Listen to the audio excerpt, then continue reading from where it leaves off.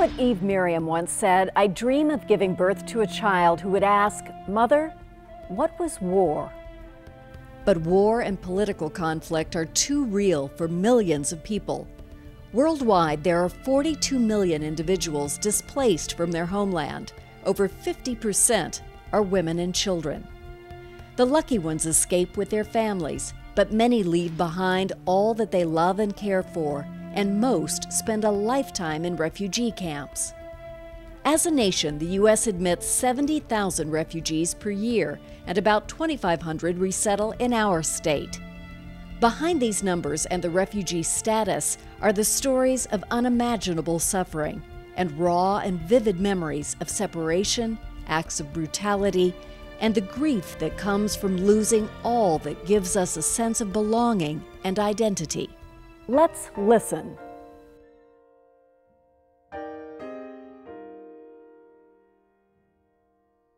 My parents left Bhutan for a refugee camp in Nepal in 1992. We used to wear torn clothes and rags with holes in it. We used to walk barefooted. We had no sandals. School used to supply only skirts and pieces of fabric. We used to wear unwashed clothes. I used to feel bad about myself. When my first class in school was over, the teacher and principal used to tell me to go get my dress changed.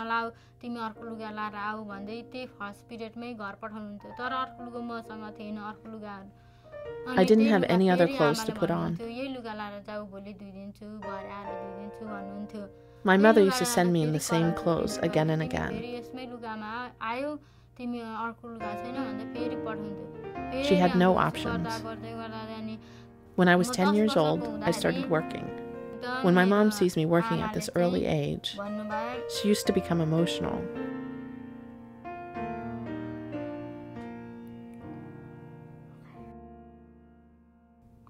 When I was a child, I saw Burmese soldiers come into the village. Men from the village were running and hiding in the forest. If they got caught by Burmese soldiers, they would get beaten, kicked, hit, or killed. We could not go to school because our parents couldn't afford it. We didn't even have food to eat every day. In 1999, we couldn't tolerate it anymore and we fled to Thailand. In Thailand, we had some more freedom, but not very much. In Thailand refugee camp, I could go to school for free and study. But if we went out of camp, the police would arrest us and jail us. Eventually, we had an opportunity to go to a third country.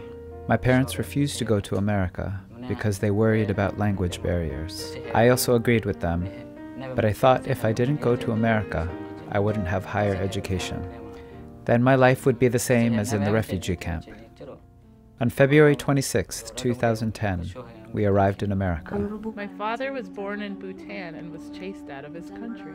The king of Bhutan chased our father and family and they fled Nepal. In Nepal, we did not have enough food. We worked a lot to survive. If you do not work today, there will be no food to eat at night. We lived in makeshift huts. I used to get scared at night. Sometimes wind blew away our roof. Also, rain seeped in through the plastic roof. It used to be cold and I had no good clothes to wear. In 2008, Burmese soldiers came to our village and destroyed everything. They arrested and killed every man and raped the women. That's why we had to run away. I came here on June 7, 2010. I was born in the refugee camp and I lived for 13 years in the refugee camp. I came in US in September 17, 2008. Living in refugee life is like being in hell because you get nothing, like there is no more opportunities to do anything, like there is not facilities of like education, a good education and hospitals. Different between me and other people who were born in here is they don't even know how is being a refugee, and like they don't even know much more about the sadness. In my family, I have 3 older sisters and 2 older brothers. but I'm the only one who has education. We had many problems when we first came to America. I started working and not going to school. I was thinking if I work all the time and we keep speaking our language, then we wouldn't have a future. My family might feel inferior among others, so I knew I had to work hard and study. My father and mother was become refugees in 1992 when the Bhutan government they forcibly kicked out them from their country and they came to Nepal. So I was born in refugee camp. I have three sisters. They are really younger than me. So it's really difficult for us because my parents are uneducated. So I have to help them. When I was when I'm in fifth grade, I got a heart problem. I have a heart problem. It's really infecting me because I can't play any sports. There's lots of opportunity for us, but I can't do anything. When we go to hospital, we need interpreter, and about the market, when we go to market, we don't know lots of things. I'm the oldest daughter from my parents, and I have 2 siblings. I live like 9 years apart from my parents because they came to America to create a better life for us. And then when I graduated from middle school, in elementary, there was no one to give me flour and everything, you know. My grandma died, my grandfather, he was busy, you know. So we didn't have nobody to take us over there, and it was sad. And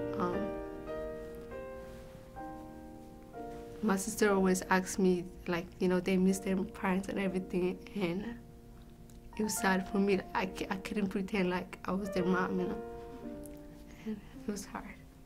Well, when I come here, it was hard for me to understand, like, the English in here.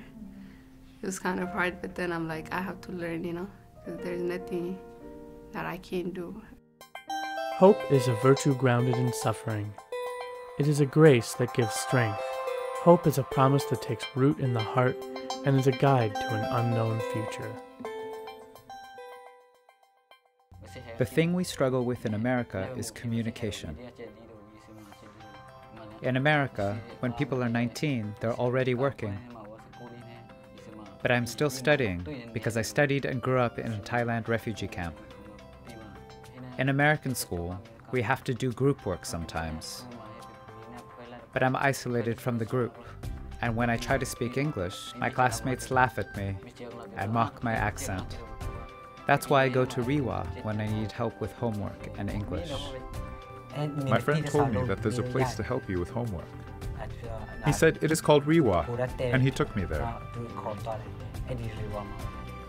I have hope, and ReWA is the foundation of my future. I want to be a case manager to help my Burmese people. This summer during my school break, my mom goes to ESL classes every morning. My mom goes to ESL class, and my father goes to work. I have to take care of my brothers and sisters while my parents are not home. My siblings are 3, 7, and 9 years old, and they're still young. Every morning, I wake up early, clean up the house, and cook for everyone. One day, if I have a chance, I want to help my country and my people. I want to finish high school and go to college. One day, I want to be a doctor and help the people of my country. And I want to go to my country, go back to my country, and then I want to help sick people and poor people. When I was a sophomore, my friend told me about it, so I enjoyed the program. So after that, my grades were like improved, and I started working with like diverse groups and everything. I don't know how I became interested in dentistry, became a dentist, but I just chose to be a dentist since like most African, I haven't seen like most African, especially Muslim women like that is dentists. In Seattle, I live with my parents, and my parents, they go to ESL class in Greek school, and they are doing really good. They go to school now. My father, he can speak a little bit English sometimes. I hope I will change the situation of refugee camp. I think I will be a great person in America, and then I will go back in the refugee camp, and I hope I will help them. I want the world always in peace and in joy.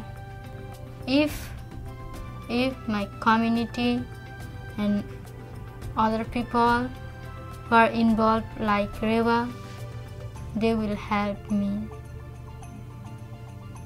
then only I will be success in the future. As you've heard, the scars in our youth's hearts and minds have not and will not deter them from graceful healing and an unwavering determination to succeed. Thank you for supporting ReWA's work as we help our youth heal from their past, discover their unlimited potential, and live a life of commitment to others.